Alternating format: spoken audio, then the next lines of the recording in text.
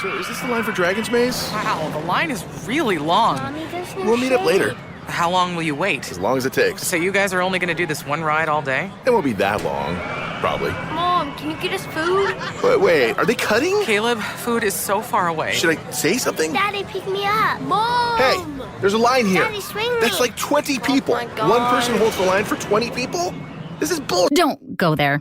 Go on a real vacation. Go RVing. Learn more at GoRVing.com. Seriously, who's blowing up my phone?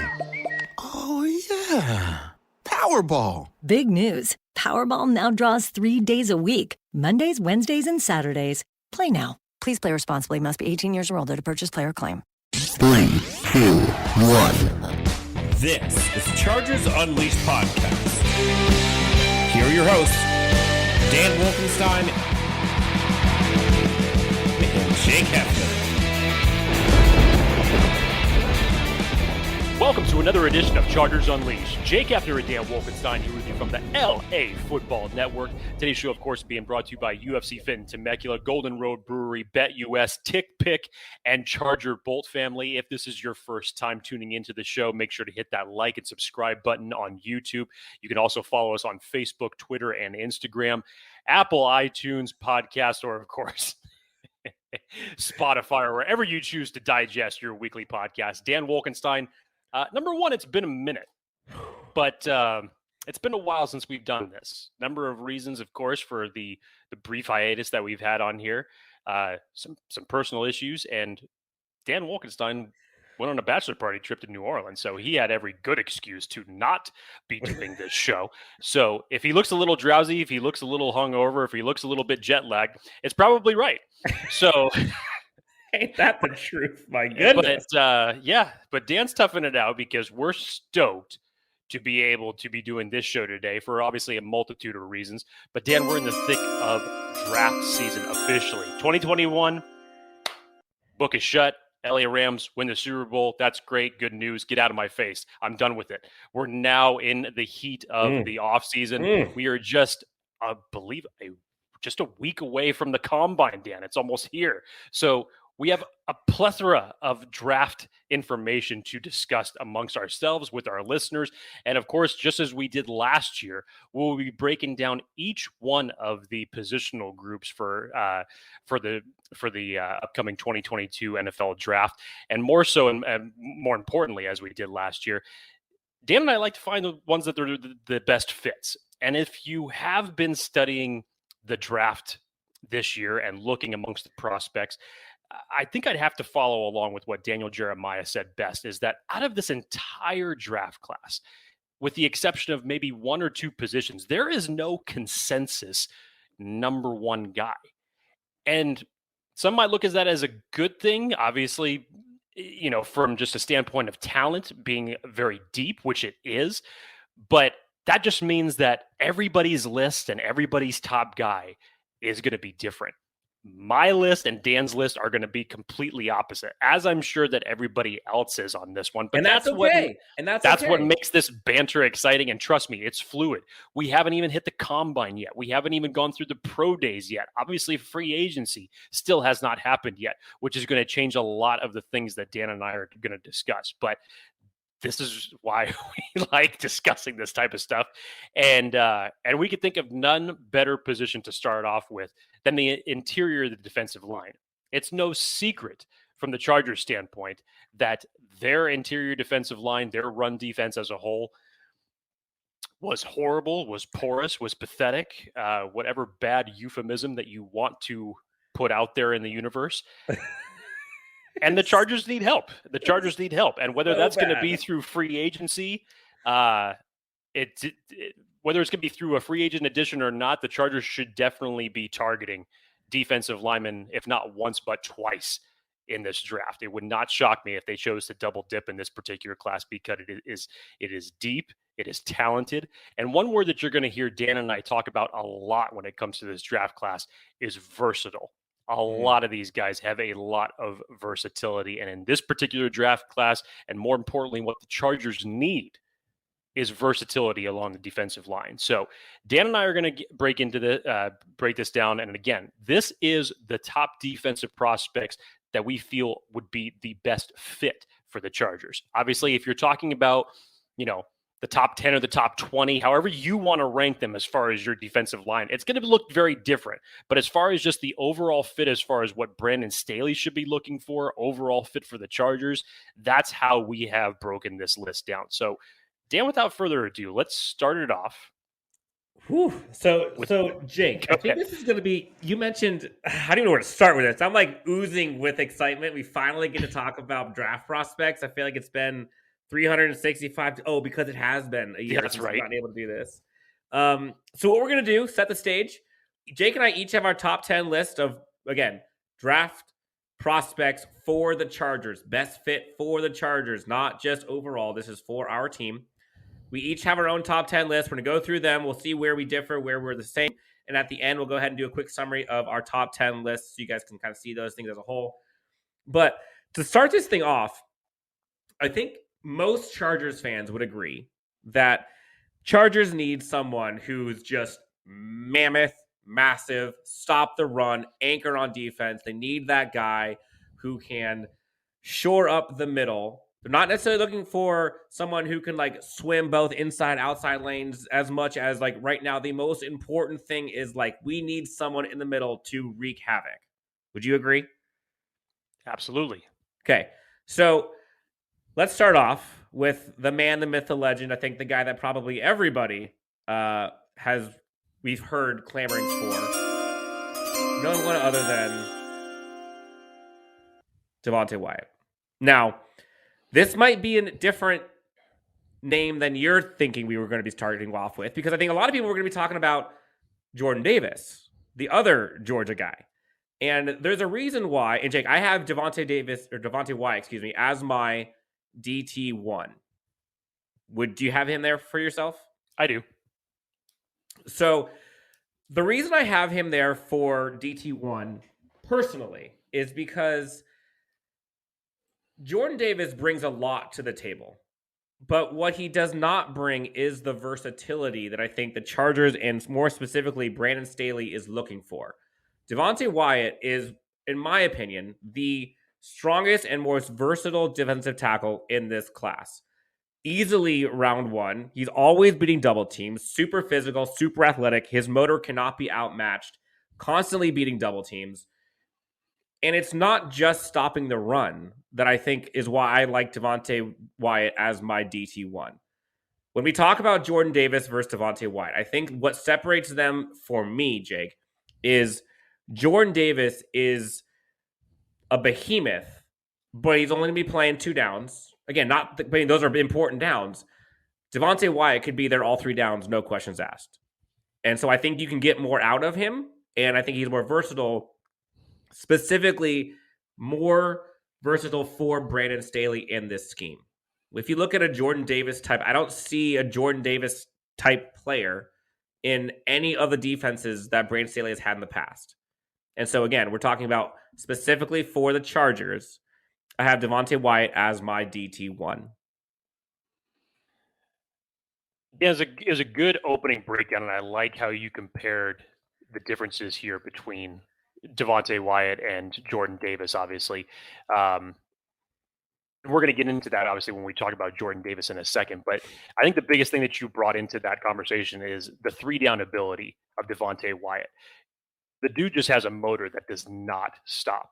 It's capable of playing the 1, the 3, or the 5 tech across the defensive line. 70 career pressures for Devonte Wyatt. 12 tackles for a loss, 4 sacks. This guy is just he's just the type of guy that you would want to be that type of anchor to your defensive lineman, that guy who's going to be, I guess if you will, just what the Chargers had in Linval Joseph as a leader. He's obviously going to step into that, but Linval Joseph to me was a little bit limited, better at stopping the run, didn't bring much to the table as it relates to being a pass rusher. Devonte Wyatt has that next level juice. I really like the way that he uses his length, his leverage, his hand usage to get pressure on the quarterback. Again, the motor does not stop. He's constantly playing through the whistle. Love the tape that I see on him. I think one of the biggest knocks, and maybe just, not so much a knock, but just one of the questionable things that people would relegate this to is he's going to be 24 years old by the time he enters the league. And I know that we've talked about, and we'll dive into this more once we get around to the offensive lineman, but there's even been discussion that people are knocking a certain offensive lineman down in this class because he's going to be entering the league at the exact same age of 24. So I know that some people are a little bit sour on this aspect, and just for perspective's sake, if you guys have been paying attention to Daniel Jeremiah's newest mock draft that he just released today, Dan, he put Devonte Wyatt at pick number 16 going to the Philadelphia Eagles right before the Los Angeles Chargers take him. So realistically, is Devonte Wyatt going to be there? It'll be close. It'll be close. I think I would side more on that he's going to be off the board by the time that the Chargers take him at 17. But I think if you were to, let's just say hypothetically, bring Justin Jones back out of your 3 free agent defensive linemen that you have in Linval Joseph, Justin Jones, Christian Covington. If you brought Justin Jones back and you paired him with Devonte Wyatt, I really like the pairing, because then you have Justin Jones, who we know is probably your best run-stuffing defensive lineman. You put a guy like Devonte Wyatt like that right next to him, who obviously can hold his own in the run game, but also generate some interior pass rush, which is in turn going to help a lot with Joey Bosa and the guys on the outside. I think him falling to 17, even age aside, I would not be disappointed with this pick whatsoever. I think this would be great if the Chargers chose to go nose tackle at 17 and bring in a guy like Devonte Wyatt. Now, I think the part that is going to cause the most riff in Chargers community is the topic of Jordan Davis and when would be a good time to pick him. For some reason, there's a certain subset of Chargers fans who, and I get it, we'll talk about Jordan Davis in a second, but certain Chargers fans are Jordan Davis or bust at 17. And I'll put my neck out there. I'll say it. I don't want that. I do not want that. I do not think that is where you can get the most value, especially at this position. I think this is the deepest, maybe wide receiver, but I think this is the deepest class. And going this high for Jordan Davis is a reach. And I get it. If he's your guy, you go get him. But he's not my guy. He's not my guy. And that's not the home run pick for me. That being said, Jordan Davis on this team would be amazing. Like, it would be great. I wouldn't be upset if, we traded back into the first round, went, late 20s or so, got a Jordan Davis or Devonte Wyatt. Cool. But at 17, there's only one defensive tackle that I'm taking, and that is Devonte Wyatt. Other than that, next tier, Jordan Davis. Now, is Jordan Davis chump change? Absolutely not. I mean, this guy is arguably the biggest mountain in the entire college draft right now. 6'6", 340, looks bigger than 6'6", and looks bigger than 340. I think his nickname is Godzilla, Jake. And wouldn't surprise me. For a good reason. I mean, this guy is he's a generational specimen when it comes to sheer size.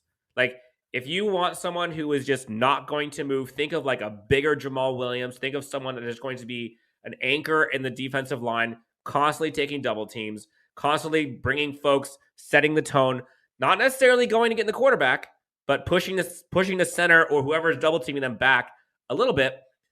That's going to be Jordan Davis. Are you going to see him swinging around outside? No. Is he going to go sideline to sideline? No. Is he versatile in the sense of would it fit in the Charger scheme? In my opinion, not as much as Devonte Wyatt.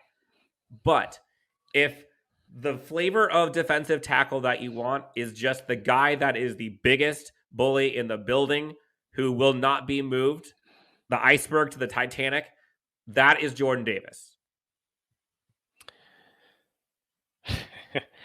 It's funny what you were talking about. Is he the guy who can come off the edge and do all this and that? And obviously not. He's the guy who plays in the middle. But I was just thinking in my head when we're talking about overall size here for Jordan Davis, I would love just to see a rep where Jordan Davis goes up against Mekhi Becton and just to see two bulls of that size to go up against one another. I mean, it's like must be look at it, television. it's going to cause, a 5.6 on the Richter scale, something like that.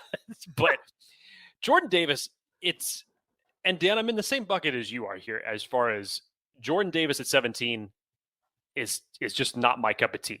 And for a number of different reasons, for the fact of who could still possibly be there at different positions at 17 for the Chargers to take with better value.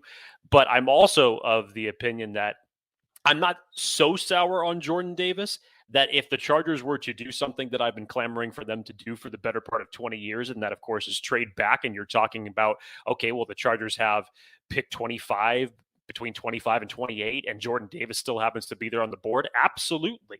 I would take that pick right there. No question about it. But Jordan Davis does the dirty work in the middle in order to make others succeed. See Devonte Wyatt. What these guys did as a pair was fantastic for Georgia. But, what he offers in terms of pass rush is just not there. He is just a stout two-down run defender. That's his bread and butter.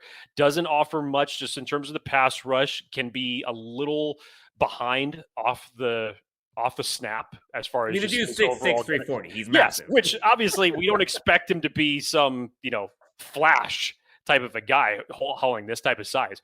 But then I kind of go back to what Trevor Sikkema from PFF said to us just a couple weeks ago. And when we were talking about Jordan Davis and potentially him being a target, he used the example of when Vita Vea came out of the draft and him going to the Buccaneers. And his line was, Vita Vea didn't really become the Vita Vea that everybody thought he was going to become until the Tampa Bay Buccaneers put other pieces around him. Now, unfortunately, I think it is a very similar story here with Jordan Davis. The unfortunate part about that is, and maybe why Dan and I are souring on this, is because the Chargers don't have guys to put around Jordan Davis right now that are going to be that type of, if I'll take the double team, then you can go and do this, or you can go. They don't have them yet. If Justin Jones was more of a pass rush specialist in the middle as opposed to what he's good at in the run game, then I could see a better case here for Jordan Davis because you're going to free up more of that interior pressure. But to me, Jordan Davis is not going to solely fix your running concerns as it relates to this defense goes. And it may take time. You're going to need to continuously put other pieces around him. Now, who knows, Dan? We may come out of free agency and we may be talking about one or two guys here that were great free agent signings, and the Chargers may look to reinforce it again coming around. And with a pick like Jordan Davis, who knows? But we're not at that stage yet. We don't know if that is the case. As of today, if it's me at 17, am I taking Jordan Davis? The answer is no. But you give me that pick, but 8 or 10 picks later, yeah, I'll take it. And again, I do think that Jordan Davis could be the answer. Again, not at 17, but I think he could be the answer if we were to go in another direction, either before or after him, or in free agency. For example, if you pair Jordan Davis with somebody that we have coming up in the show that has a little more versatility than him, that can be a little more pressure versatility, plus, then I can see it working. But I think the reason why I have him behind Wyatt is I think Wyatt is immediately 3 down, starting into your defensive line, set it, forget it, you're good to go. Jordan Davis, there's still a down you got to wait on. Now, is there value there? Absolutely. But I think you get the most out of this pick with the aforementioned Devonte Wyatt. All right, Jake, I think we're going to go on to your guy, I believe. And this is someone that I think was super high on the radar for you. Someone who is just, when you get him going, it's hard to stop. Talk about Phil Mathis. Phidarian Mathis. Well, technically, Dan, this is one of my guys. This is not the guy, but it's one of my guys. Okay, so I have him as my defensive line 3. You got him as 3. I believe if I'm looking at my list correctly, I have him at 4, if I'm correct. Yep. Okay. So flip a coin.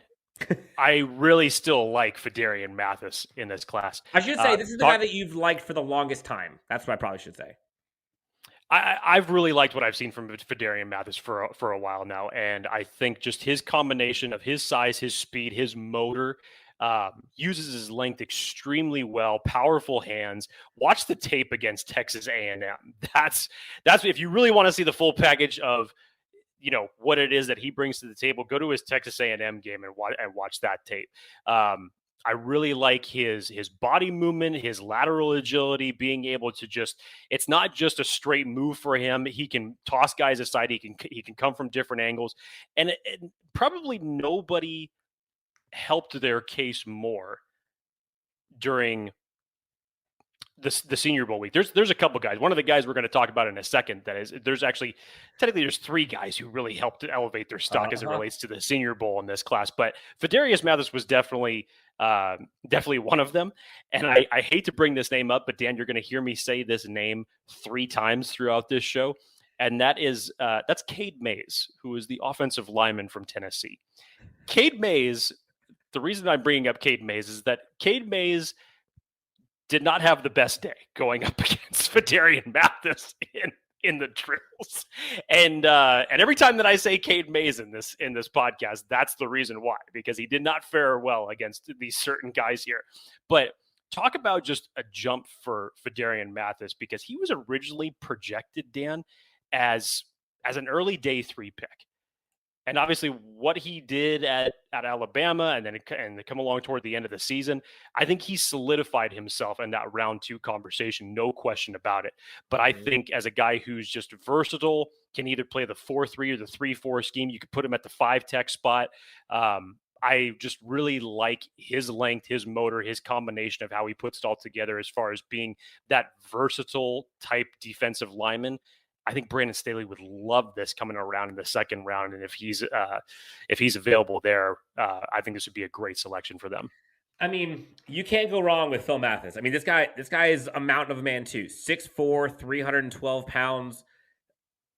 For how big he is, I think he has one of the best first steps in this entire class. I love his hands, thick frame. I think he's a team leader by far. You talk about versatility, Jake. He can play both the nose as well as defensive end, which when you think about those guys that Brandon Staley has had on defense in the past in the interior, they kind of slide across the line. This is one of those guys that can do that, where he can get pressure on the quarterback and stop the run. You mentioned it. His motor is relentless. I think he's one of the more powerful guys in this draft. And I love the fact that his thicker frame, I think, will hold up better than some of the guys that we have on this team currently, i.e. Tillery. Like, I think Phil Mathis is built more for NFL defensive tackle than some of the guys that we're talking about later on here. Phil Mathis, to me, when I first started looking at him, I was thinking like, oh man, like he blew up. I'm thinking, dude, he could be possibly late round 1. But seeing how things are going right now, I would bet there's probably going to be, and this is due to the depth at other positions and honestly due to the depth at defensive tackle. Things like wide receiver, cornerback, you're probably gonna have run cornerbacks as well. There's probably going to be 1, maybe 2 defensive tackles going in round 1, maybe, and then from there's a bunch in round 2. And I think that's kind of where we're at now. I probably have him as a mid round 2, right around the time the Chargers are going round 2, 40, whatever that is, maybe 30, 50 ish. Phil Mathis would be fun. That would be a fun one for me. Now, next, Jake, on the list, and this is where you and I have them flip-flopped. Mm-hmm. I have Travis Jones behind. You have Travis Jones ahead. Talk about a guy that had arguably the best performance at the Senior Bowl. Oh, my God. Travis Jones out of UConn, 6'5", 330, opened eyes all week at Senior Bowl, Jake. Dude, his quickness, his strength combination is exactly what you'd want to see from an interior defensive lineman like this. And you said it. You just go watch some of the practice reps that Travis Jones was having during Senior Bowl week, and he's just a monster. He's terrorizing the offensive lineman that he's going up against. I think what I like about him the best, Dan, is that he doesn't solely rely on one technique to get to the quarterback. As strong as he is, it's not like it's just, me, you, one-on-one, and I'm going to be the guy that's going to overpower you and get to the quarterback. He doesn't just solely rely on the bull rush. He has such a good change of direction and lateral quickness that if you watch some of his film and the snap goes and he's going one way and figures out that he's not going to get there, he'll quickly switch direction, or he'll come in with a spin move. It's just, he's got a whole arsenal of pass rushing abilities that he's got. And I just love the full complement of how he puts it together as a pass rusher. And again, he's no slouch against the run either. Extremely versatile. He's definitely going to be able to plug gaps in the run game. But talk about a guy who was not known that much for being a disruptive force. And then when you see what he did during Senior Bowl week, you're like, okay, wait a second, hang on. And then you go back and you really look at it. And just from a technical standpoint, I love the way that this guy puts it together. And you've seen plenty of mock drafts that have had the Chargers coming around in the second round and selecting Travis Jones. Man, oh man, I don't know who the hell they're going to take in the first round, but whoever it is, if you were to pair it with Travis Jones in the second, call that a win, baby. Yep. Man, Travis Jones, if there is one guy that personifies bully ball in this class, I think it's him. You said terrorizes. He just outpowers everyone. 6'4", 330. His lower half is insane. He's got tree trunks.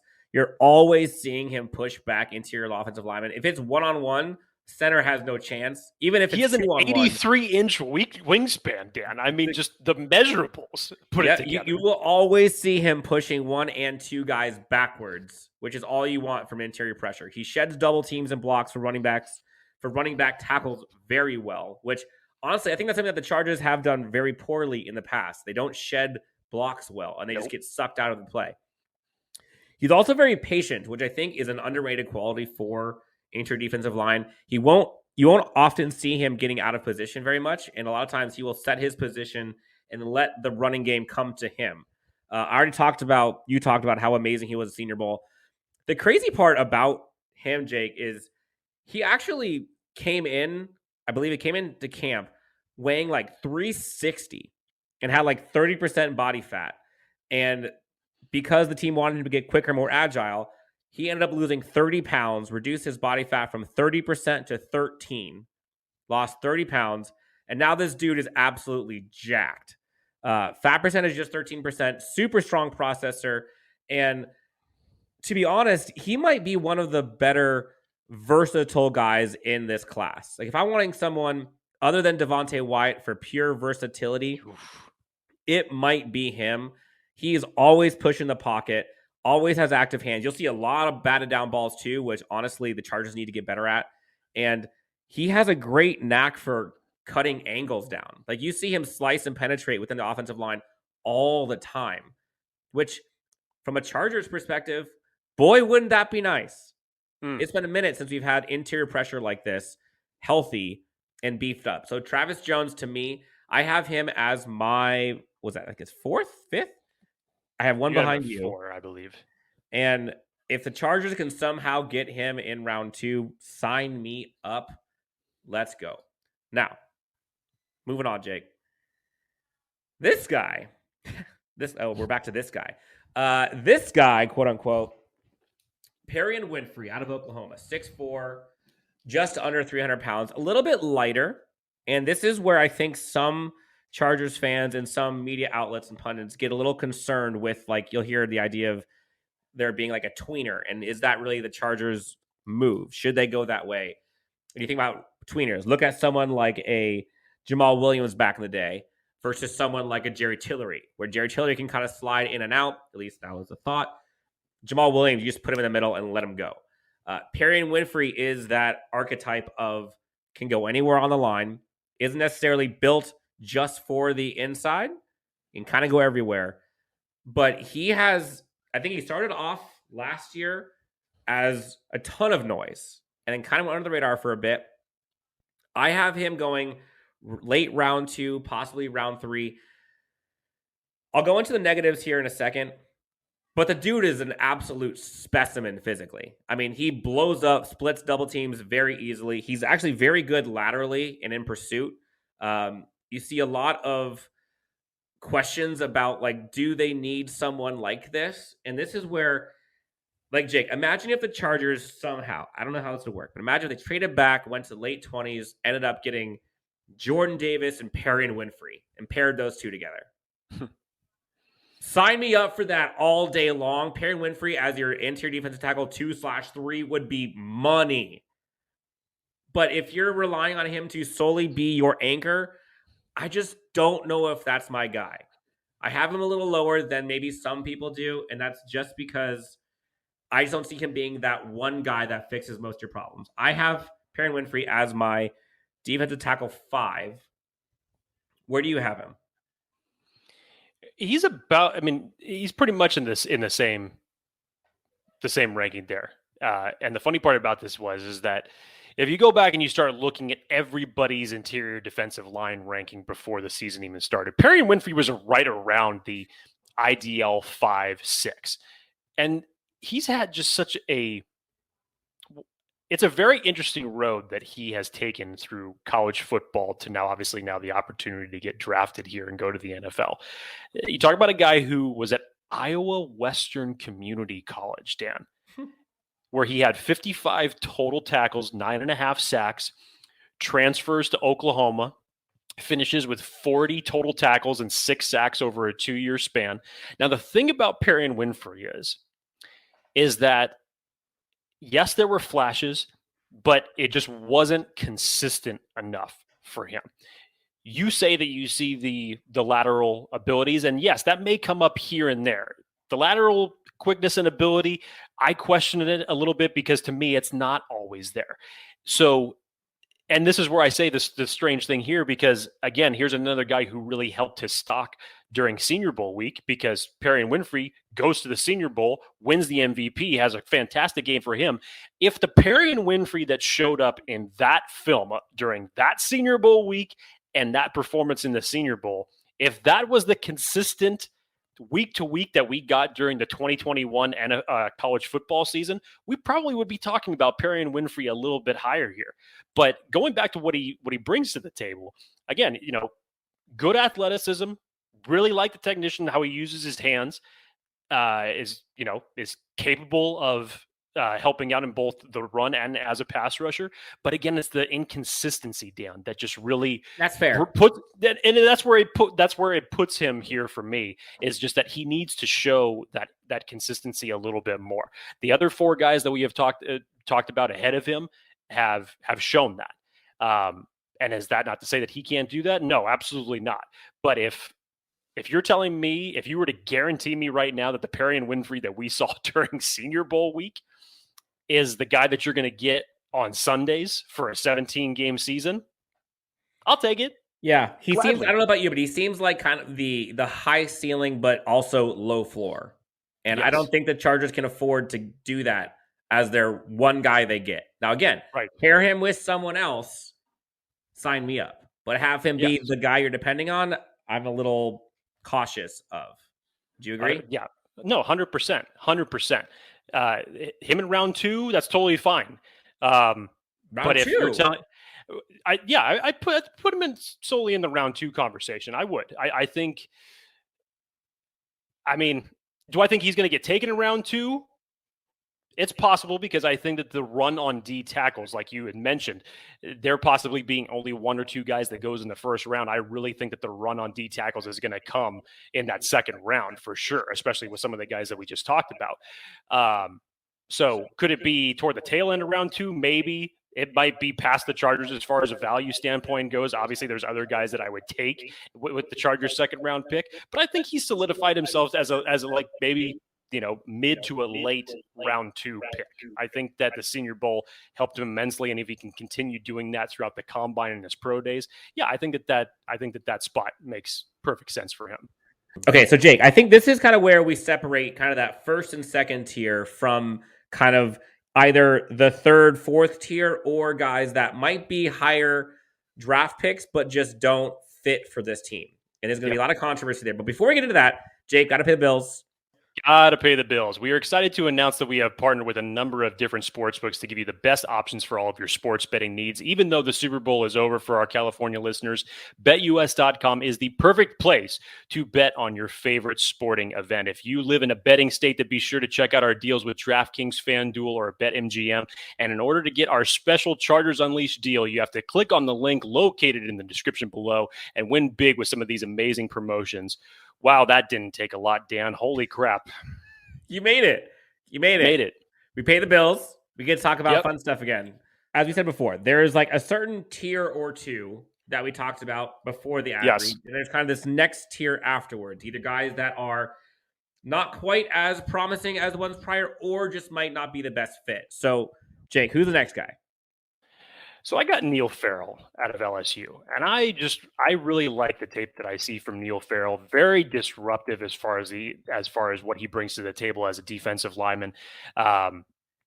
He makes it hard on other people, on offensive linemen to block. Essentially, Neil Farrell is another casualty name for the one and only Cade Mays, the aforementioned Cade Mays that we were talking about earlier on. Go and find the tape. Unfortunately, Cade Mays also had some bad reps against Neil Farrell during Senior Bowl week. But I just love his combination of what he brings to the table with his pass rush abilities, his strength, his length, his quickness. He puts it all together, and it's consistent for him. And again, consistency, as if you've been listening to this show long enough, you know why that's important to me. But he can flash a lot as far as just blowing right through the gap, as far as if it's coming into the two gap scenario and stopping the run. I really like what he brings to the table there. He's got stack and shed power. A lot of disruption and hand movement. He's not the quintessential type of guy to just say, I'm going to use one move on you to get past you. I'm going to come at you at a variety of different angles. So again, versatile type of guy, has a multiple skill set to his pass rushing arsenal.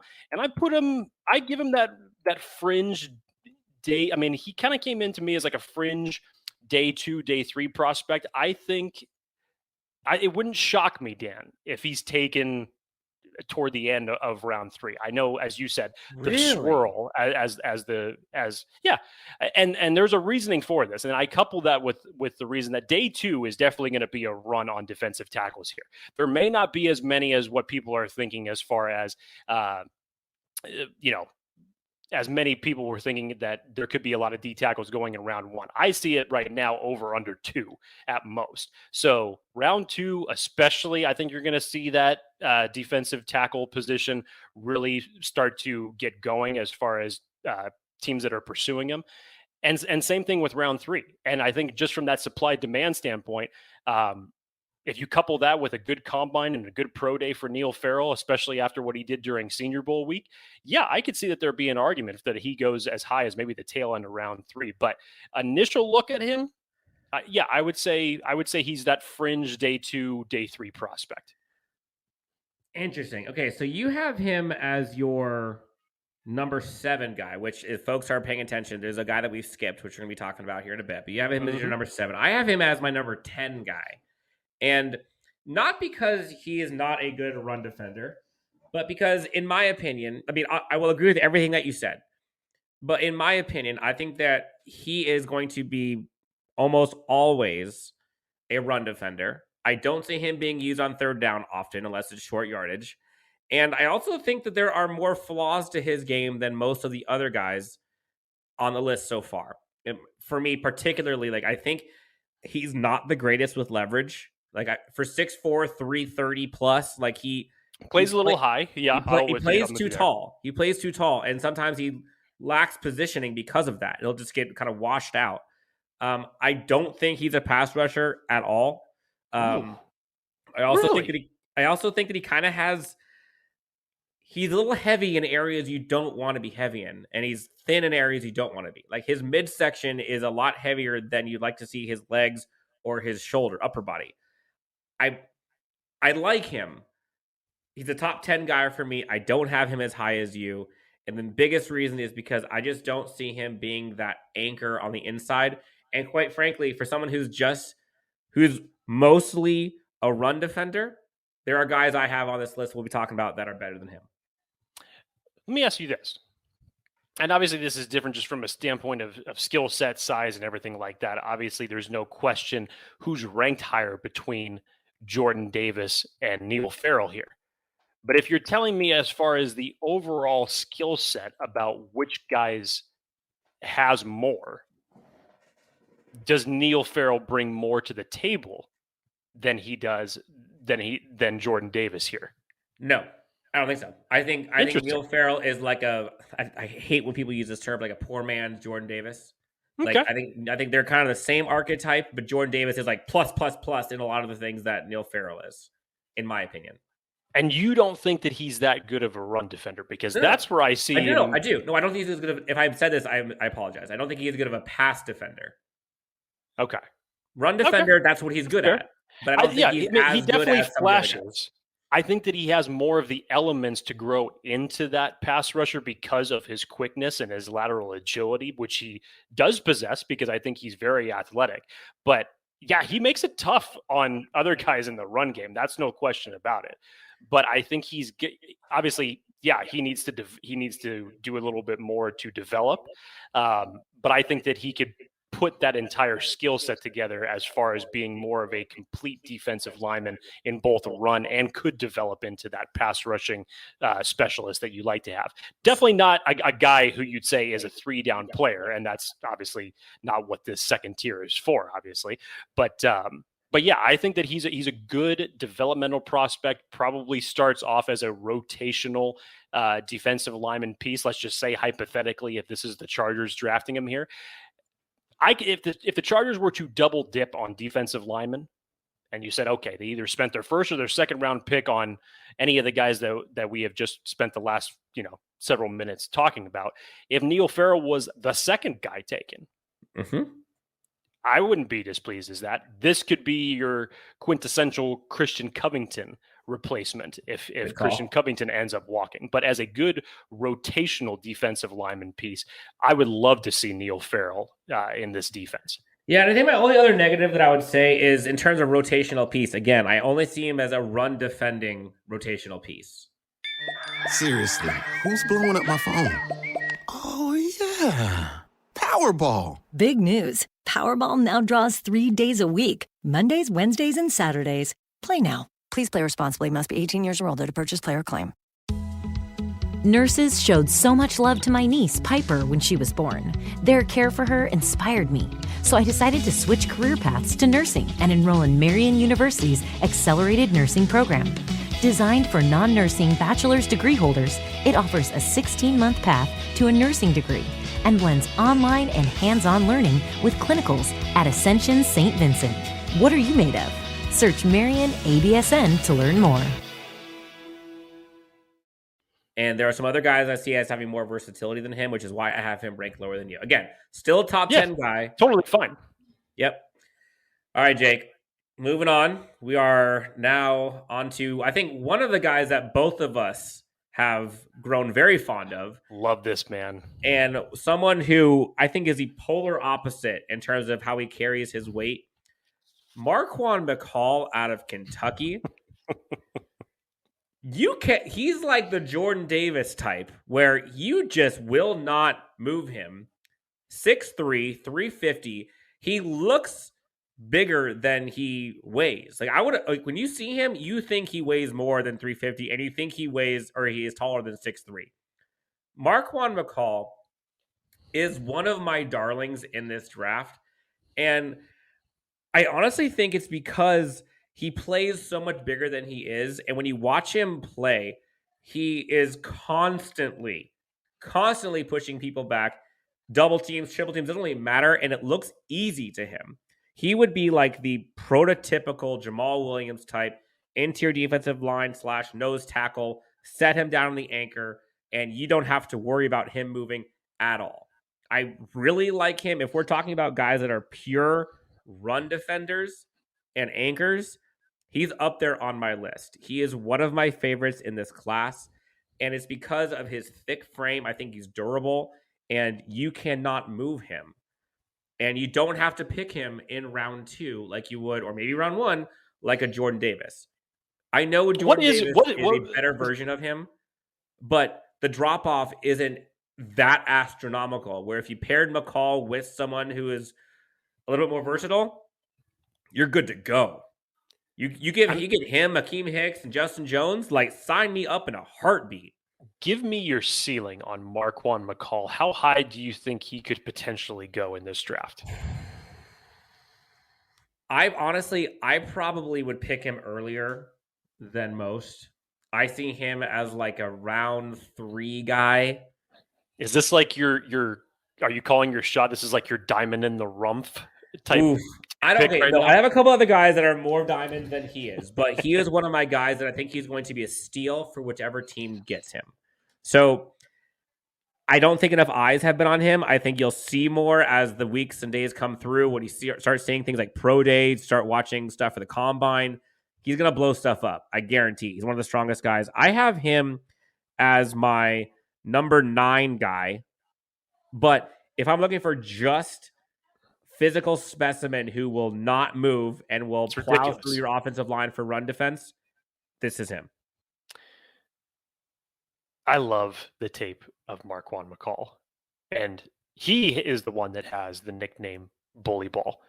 And Dan, what we should have done is we should have done like a compare and contrast between 2020 and 2021, because Marquan McCall, believe it or not, as big as we list him here, I believe he was actually he was 341, so just under 350 here. But he lost 40 pounds in between the 2020 and 2021 season. He was at 1 point in time, he was 381. He was playing at 381. I would love to see what the difference looks like between both of these pictures. It's just insanity. And Jake, just to put that in perspective, I would love to. You don't have to tell me how much you weigh, because I know you've been working out, you've been cutting yourself. It look great. But imagine like roughly 2+ of you. It still wouldn't equal what Marquan McCall weighs or weighed at one time at 381. That's still insane. Wouldn't equal that. That's disgusting. But the drop in poundage, you definitely see that in the tape as far as what makes him a more effective defensive lineman. Yes, he's an anchor. Yes, nobody is. It's very difficult at all to get this guy to move backwards. But on top of that, he plays with leverage, plays with violence. Love his hands. He's not just a stout guy, plant me in like a tree and you have to go around me type thing. He could be highly disruptive. Made a highlight reel tackle during Shrine Bowl practices, and during the first drive of the Shrine Bowl, when it came down to a 4th and goal play, he was the guy who stuffed it and absolutely shut that drive down. I love what I see from him, because at the line of scrimmage, like you said, Dan, there may arguably be, as far as just you look, at what's there at a base level, as far as to say, okay, this guy's going to be my 2 down, my gap penetrator, take on the double teams, obviously, in the run game. Yeah, from the next level down, the poor man's Jordan Davis, the measurables obviously speak that here with Marquan McCall. Marquan McCall would be fun to have on your team. Like, he would be a guy that you would love to see wearing the powder blues. Pair him up with someone on the interior defensive line that could be more versatile to him, and bam, you're good to go. Now, another guy, Jake. This is he's a little bit undersized, which I think this is kind of like you get shades of Jerry Tillery in this a bit. But I do think that he can wreak havoc. Haskel Garrett out of Ohio State, 6'2", 300 pounds. He's quick, man. He shoots the gap really well. Like most of these guys, can take on double teams with ease. Really strong showing at a Senior Bowl, man. Like, I think that's where he made the most money of his entire career so far. We're at the Senior Bowl. Great instincts, really good hands. His first step is among the best of these guys on this list. I think his best quality is his quickness and his ability to shoot the gap. Haskel Garrett, I think, is a day 3 guy for me, but I like him. Like, he's one of those guys where if you try to take a flyer on someone, you're not relying on him to be the guy that's going to be your surefire replacement or solution for your run defense. But as a piece for your depth, I like Haskel Garrett. Mm-hmm. To your starter, Haskel Garrett, to go with the undersized measurables. Now, with the exception of Jerry Tillery, historically, the way that Tom Telesco has built this defense up, especially on the line outside of the defensive ends or the outside linebackers, he likes smaller guys because he was still building it in that old Indianapolis Colts type of mold. So regardless of the measurables here and what you see at 6'2", 300 pounds from Haskel Garrett, Tom Telesco doesn't let those measurables shy him away from possibly selecting him. That's for sure. And history has told us that. I just love the toughness that Haskel Garrett plays with. Dan, you had mentioned what he was doing Senior Bowl week. You mentioned the first step, wicked first step, extremely quick off the snap, takes on the double teams, plays into the backfield, pushes people back. And talk about toughness, Dan. I just found this out just this week when just reviewing film on him. But Haskel Garrett back in 2020, of August of 2020, right before the college season was supposed to start, do you know that he ended up taking a gunshot wound to the face while he was breaking up a fight?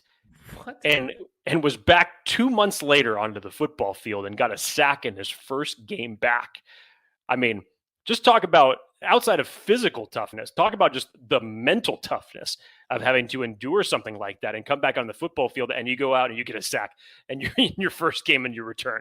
I mean, I love that. Not that that's just an aspect of talk about draft value, but it's an amazing story that he's actually gone through in just 2 short years ago. But Haskel Garrett, I would not mind this at all. Day 3, Dan, I'm in the same area as you are as far as the overall draft value for him. Really like what I saw on tape, even for a guy who only has 2 years of starting experience. Now, we're getting to the guy who is one of my darlings in this class. Here we go. 6'6", 320 from Arkansas, the man, the myth, the legend. And I think he has a nickname, but I forget what it is, but I think you know what it is, Jake. John I know what it is. Ridgeway. What's the nickname he's given? The Vanilla Gorilla. I mean, if you don't draft a guy on his name alone, I'm drafting Vanilla Gorilla. This guy is a beast. He is 6'5", but all pounds of force. He actually used to be a state champion wrestler and is just pure mass. You'll never see him going backwards. He is that physical presence. Again, 6'5", relentless motor, relentless pressure, eats up centers for lunch, holds his ground really well, especially in double team. I like the fact that he has really long arms and big hands. When you watch him play at Arkansas, you'll see so many times 3-man front, right? Him, 3 guys on 5 offensive linemen. And he is taking that on with ease and pushing 2-3 guys back all the time and generating not just run pressure, but also pass pressure. I have him as a late day 2 guy for me. I think he might go later than that, but I would take him earlier. He's a brute force, brute strength style guy. I know he's made his money on stopping the run, but I also think he can also improve as a pass rusher and will be better as a pass rusher than some of these other guys that we had. He doesn't necessarily have like crazy athleticism, but for being that big, I think he's pretty dang athletic. John Ridgeway, to me, is a guy that you are not seeing or hearing enough about, but give it time. Wait till he has his combine and pro day, and you're going to be like, dang, his stock is going to soar. I'm calling it right now. Interesting. So now, that's quite the praise for a guy who spent 1 year in the SEC as a transfer from Illinois State. That's quite a lot of praise for a guy like that, Dan. But again, I think people started to look at him. I mean, again, the stats for him in 2021 they're nothing to gloat about. There weren't outstanding stats. No, I understand that. I understand that. 39 total tackles, okay. 4 tackles for a loss, 2 sacks, okay. But I think, as you had mentioned, once the Senior Bowl came around, that was where people, I think, kind of went back to the tape, looked at it. And unfortunately, and Dan, we really should be keeping like a tally of this and just put Cade Mays' name at the top of the screen because this is the 3rd time I'm about to bring Cade Mays up. John Ridgeway made Cade Mays another casualty of him during Senior Bowl week. Again, just eats up blocks. I project him as a great rotational defensive lineman piece to start. As you had said, you had him what at toward the end of day 2 or round 2, was it? Toward the end of day 2, early toward the day day. 3. Okay, that's about because I give him a mid to a late round grade. So anywhere between that 3 and 5 range is probably where I'd slot him for now. We'll see what the rest of the weeks come in the time ahead for him. But yeah, the bull rushes for him were extremely. Those are the things that were really on display during Senior Bowl week for him. And you go back to the tape. I like the way he eats up blocks. It's not just a standpoint of some guy who can come and can contribute against the run game, but this guy, he can cause disruption. I would love him as an ideal, 3rd down and 12 piece. And you say, okay, I got to bring the interior defensive line pressure, put in John Ridgeway. I would love to see that. I would think that would be a great He's the ideal 3rd and 12 guy. Yes, where the Chargers can't do anything on 3rd down when it comes to either rushing the passer or stopping anybody on 3rd down. We saw it. Even if it's 3rd and 22, it really doesn't matter. The opposing offenses were still able to convert on those. So John Ridgeway as a replacement for Christian Covington is a good depth piece to start off his career. I wouldn't mind that at all. Now, we're wrapping up this episode, and you'll notice that there are a few guys that you would have thought that we have mentioned by now, and that's for good reason that we have not, so be patient. Again, we talked about guys like Devonte Wyatt, Jordan Davis, Travis Jones, Phil Mathis, Perrion Winfrey, Neil Farrell, John Ridgeway, Haskel Garrett, Marquan McCall. There's a couple guys remaining, some of which we would say are probably some of our hidden gems, some of which are guys that are probably ranked much higher than some of the guys we mentioned, but we just don't see being the fit at when they'd be available. We're going to get there now. And then again, we're going to finish this off with the final list of top prospects from both Jake and I, so we can kind of round it in form. Jake, ready for our next one? We're rounding it out. Do it. Now, this is your guy. I am higher on this guy than most, but Chris Hinton out of Michigan is one of my favorites. 6'4", 310. Again, a big dude. And again, I don't necessarily know if I would want him as like my main guy. Like, I get it. He probably would be one of those like rotational pieces. I see him as like an early / maybe mid day 3 guy, like maybe rounds 4 or 5, roughly. Super stocky frame. The only question I have, and I don't necessarily know if this is even fair to him, is he lined up with 2 guys who are probably going to be going in round 1. Ojabo and Hutchinson both lined up with him, and I'm sure took up most of the double teams. Like, you can only double team so many people. So Christopher Hinton, he has looked very good, but my only concern or question is, can he look that good when he's constantly having to go up against double and triple teams? We didn't necessarily get to see that as much this year because of the quality of talent on his line with him. But I like his frame. I like his physique, the way he's built. I think he does a very good job of setting the tone. His feet stand very well, stand firm, long arms.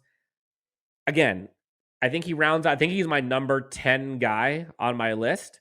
Honorable mention for me in terms of guys that I would like to see. But Chris Hinton, he's number 11 for me. Again, last guy on my list in terms of 1 through 11. But there's something there. I think a team will get him. If you can get a good defensive coordinator, good D-line coach, I think you could bring out a lot from him. Chris Hinton is one of the guys that I would probably take a flyer on late round 4 or 5. Again, I'm not relying on Chris Hinton to be the guy that fixes my run defense by himself. It's just not going to happen. But as a depth piece, sign me up. I like it, Dan. Very well said. Again, this is your guy, not mine. But very well you're like, I'll just let it be radio silence because I don't want to say anything about him. That's what I should have done. I should have just kept my mouth shut. But now, Jake, okay, real talk. We've gotten to the point where there is, I think, a few guys left here. And this one, you're probably wondering, why the hell has it taken this long to mention Demarvin Leal from Texas A&M? And quite honestly, Jake, you and I almost didn't even talk about him in this episode. Last minute, we decided, we can't not have him on this list. And Jake, you and I kind of went back and forth with if he should be here. And the reason why we decided he should is because at the end of the day, is he a top 10 defensive tackle that the Chargers could get? Sure. But when he's going to get picked, there's no way that I would take him over some of the other guys that we mentioned.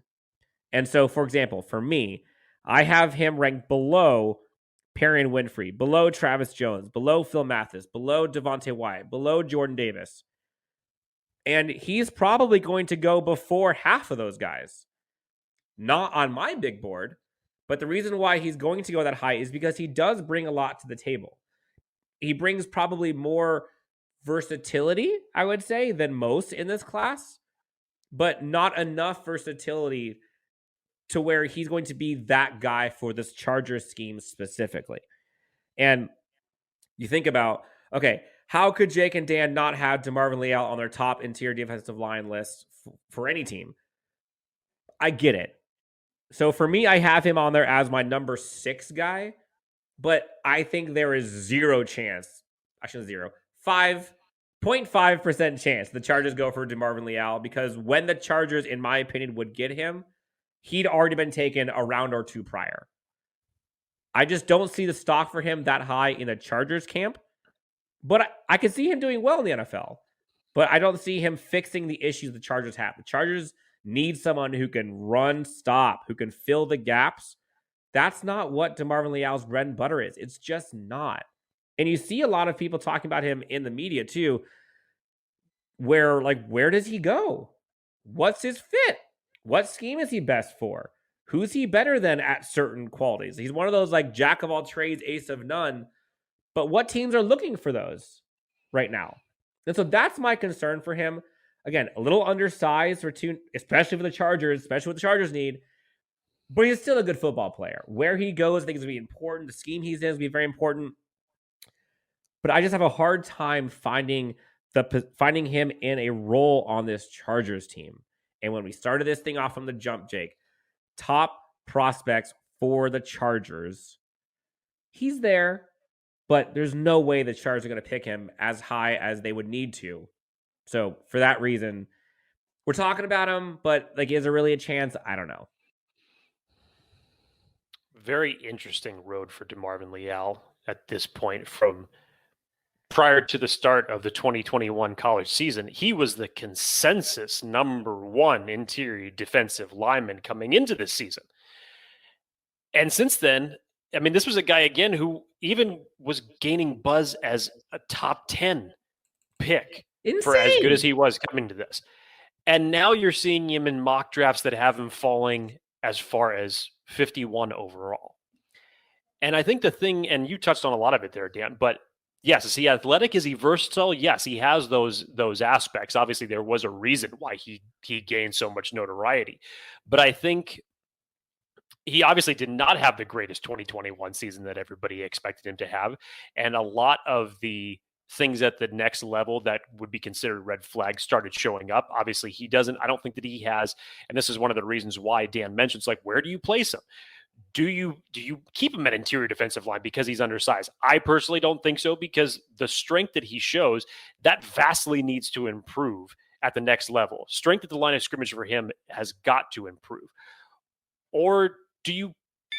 Seriously, who's blowing up my phone? Oh, yeah. Powerball. Big news. Powerball now draws 3 days a week, Mondays, Wednesdays, and Saturdays. Play now. Please play responsibly. Must be 18 years or older to purchase player claim. Spring it on with 40 to 70% off almost everything at Gap Factory and GapFactory.com. Matching styles for the family are on sale too.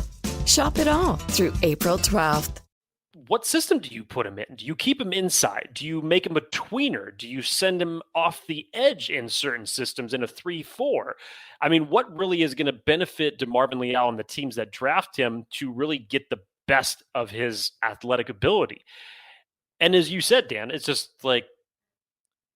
round 2 comes around. And if you're telling me, am I taking Demarvin Leal or Travis Jones? I mean, that's laughable at this point. There's no question I'm taking Travis Jones. I'm taking Fedarius Mathis before I'm taking Demarvin Leal. I have it on the fringe. If I'm right, Dan, you have the list in front of you. I think I had Demarvin Leal as my number 5 Correct. overall interior defensive lineman. I'll tell you what, it's on that fringe now, even still talking about it right now. He can go from 5 to Winfrey. 8 in a hurry.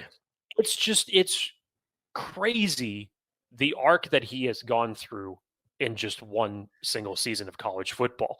So you look at him as far as the next level goes, and you really just say, where is it that this guy is going to benefit the team that drafts him the most? Is it going to be on the interior? Can he build up his strength that much? Are teams going to be patient with his type of production? Or are you going to get a team that's going to come out of left field and say, you know what? We got you. We're going to put you at defensive end outside, or we're going to put you as, a pass rushing specialist in a 3-4 and have you come off in that type of a system. Yeah. And again, I think sometimes it's a blessing, sometimes it's a curse, but jack of all trades, ace of none. I think he is above average to good in a lot of things, but in the NFL draft, you got to be great at something. And I just don't know what that is. And a quote that I had seen, Jake, that I think is pretty telling from an NFC scout said, the tape didn't match the hype he had going into the season. You never really feel him on tape like you should for a top player. And if that's not telling of what you want out of someone like him for the hype he had going into the season, to if you watch him, there really isn't anything that flashes. And that's really scary for someone that you're trying to rely on as your anchor. And I just don't see it as him. Again, would be a good piece to have in your defense. He makes defenses better. Sure. But I don't think you can rely on just him to do it. So, hell, pair him with Jordan Davis? Love it. Sounds good. But is that going to happen? Probably not, if we're just being honest. So, there's our quick spiel on Demarvin Leal. All right, Jake. So that is our end of the list in terms of who we each have as our top 10 guys. I think in total we have about 12 or 13 guys here. So without further ado, let's go ahead and kind of showcase what our top 10 list is for both of us. Again, Jake's on the left. I am on the right. Jake, you've got Devonte Wyatt 1, Jordan Davis 2, Travis Jones 3, Phil Mathis 4, Demarvin Leal at 5, which I know is crazy, but we talked about it already. Perrion Winfrey, number 6. Neil Farrell, number 7. John Ridgeway, number 8. Haskel Garrett, number 9. And Marquan McCall, number 10. As for myself, I think for the most part, we have everything similar in terms of the guys we have. Only thing different is where we have them put. Devonte Wyatt, Jordan Davis, still the same for me as number 1 and 2. We have Phil Mathis and Travis Jones flip-flopped at 3 and 4. I have them at 3 for Phil Mathis.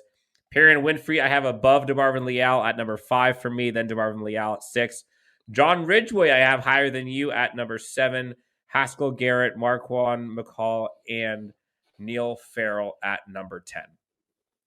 So before we get into kind of a quick honorable mentions conversation, we'll give a couple shout outs to some guys that we are impressed with that did not quite make the list.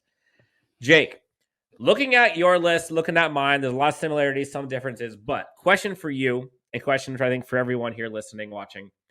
Of all of the guys here, who do you see as ones who could potentially provide the most value for when they are picked? Again, most value for when they are picked, i.e., which guy do you think is maybe a sleeper? Which guy do you think is going to be someone that could break the bank that people aren't necessarily high on?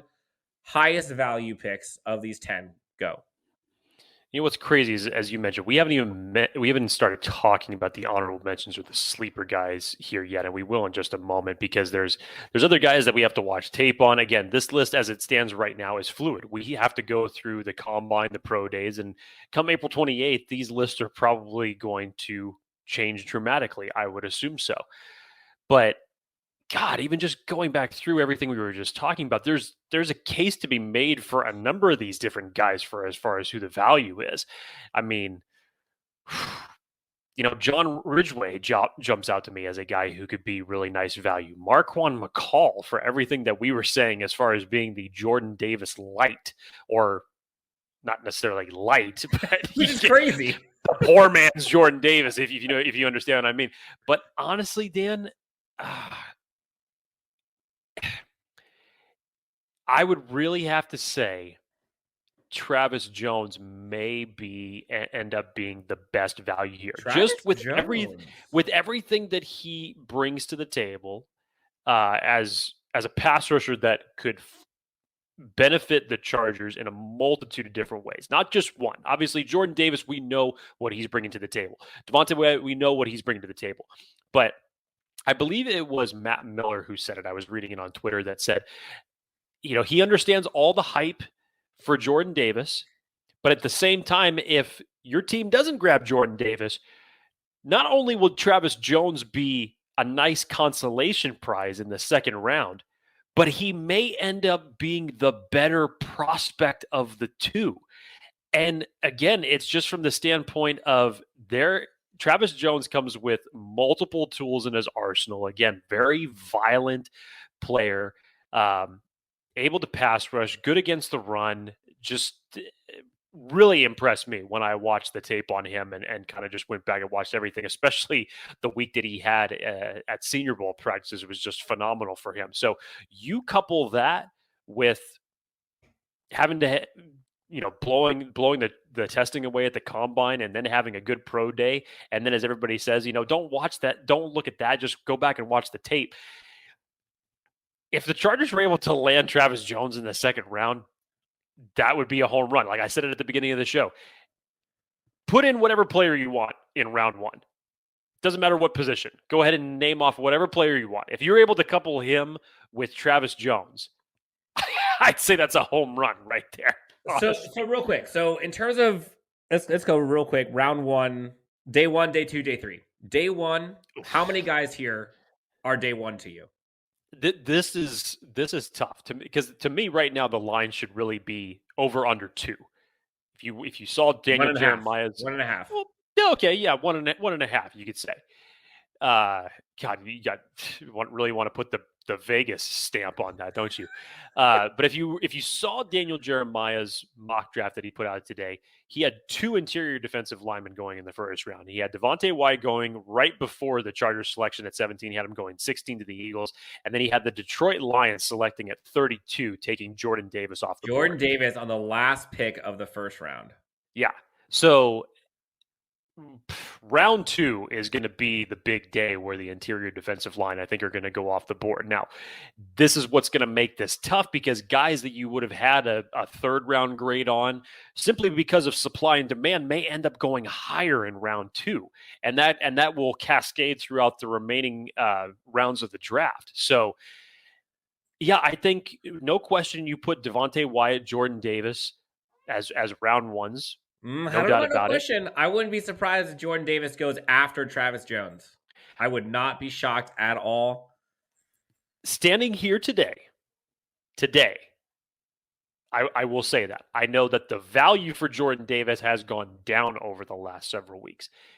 If Travis Jones has a phenomenal combine, which I hope for his sake that he does, but at the same time, I hope he absolutely test horribly so that he can still be there when the Chargers select in round 2.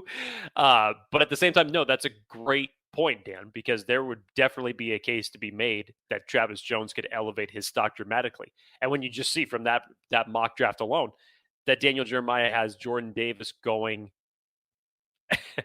at the end of round 1, when this is a guy that just a couple weeks ago we saw projected as high as round 12, pick 12 overall. I mean, he had that window between pick 12 and pick 17 that could be the sweet spot for him. And over the last several weeks, you've seen his value kind of sour a little bit toward the end of the first round. So again, today, as it stands, I'd say Devonte Wyatt, Jordan Davis have that first round grade on them. Travis Jones, Fadarius Mathis, Demarvin Leal, Perrion Winfrey, I'd say that those guys are solidified in round 2. And I'm not saying this is in terms of the value of just the value as far as where you think that they would be projected. I'm simply saying this because there's going to be a run on defensive tackles in round 2, and simple supply and demand for those that didn't pursue a D tackle in the first round are going to want to do it in round 2. I will say, I think that the thing that always kind of irks me a bit is, looking at Okay, Devonte Wyatt, we both talk about as our DT1, more or less. And then you go into value. And like, I think I would probably be more excited and more over the moon if we drafted like Haskel Garrett, John Ridgeway, Marquan McCall in like late round 3, round 4. I'm like ecstatic about that. Like, I think that's way more value than Phil Mathis in the second round. Like, Phil Mathis in the second round, like, as much as that's probably where you should go, there are other needs that this team has that are really, really important, i.e., like, get yourself a cornerback in round 1 or 2. Get yourself offensive line help in round 1 or 2. Get yourself edge rushing help in round 1 or 2. Like, there's a ton of guys you can get later. I think for value, McCall, Garrett, Ridgeway, that's like my sweet spot. If we can get one or even hell, 2 of those guys, I'm floored. Okay, Jake, last chance. Honorable mention. So we talked about a bunch of guys. I think I looked at 24, guys on my list for defensive tackles. I think you looked at around 20-ish. Yeah, and I still have work to do. So who are the guys that are outside of the top 10, but that you could easily see either at that 10.5 or maybe creep into the top 10 before all is said and done come draft day? Yeah, so I really like, I need to, again, watch a little bit more film on him, but Thomas Booker out of Stanford, really like him as an interior defensive lineman. Had a nice showing at the Senior Bowl. I think he would be perfect for the 3-tech spot in the Chargers defensive scheme. Again, versatile guy, should be able to plug into a 4-3 defense in the NFL in the next level very well. Bull rush, power, keeps low. I think he's got a lot of the intangibles you like to see. I still need to do a little bit more work on him, but I like what I've watched from him so far. And now, Dan, you're going to have to help me on these next 2, because if anybody has been watching this show long enough from me knows that I am absolutely horrible when it comes to correctly pronouncing players' names. It's hilarious. Must watch, much listen, radio/television. No, please, no, Jake, it's not. Start off. No, it's not. So again, if this is a butchering, I apologize. So Otito Ogbonnia, I believe is how you correctly pronounce it, from UCLA, right. 6'4", 330 pounds, flashed great power at the Senior Bowl. If you were paying attention to him, he actually had a rep where he gave a pancake block to the offensive lineman by literally pushing him the entire width of the end zone and finished the pancake at the back of the end zone. I mean, just overpowered the offensive lineman. But I like the leverage that he plays with. He stays low, takes on double teams. With that type of big frame at 6'4", 330, I think he uses his length extremely well. I have him as a guy who could possibly move up draft boards as a sleeper right now. And then, okay, Jake. So one guy I have on my honorable mentions, we talked about a bit off the top, but Christopher Hinton out of Michigan. I think he's someone that could easily run up the draft boards. Another one that I really like, you're not hearing many people talk about him, out of Penn State, PJ Mustipher, I believe, 6'4", 346. Really like him. I think he can do better. I think he's a much bigger body than folks understand until they see him. Shed blocks really well. Again, never goes backwards. I think he's more of a run pressure for sure. Less of a pass rush, but I could see someone as like a day 3 guy. I really like him.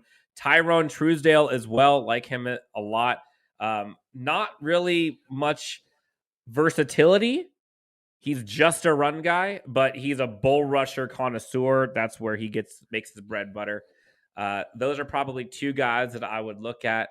Otherwise, I think for the most part, everyone else, potentially Matthew Butler, but I wasn't really that excited about him. Jermaine Loyal, not really either, or Lole, I believe.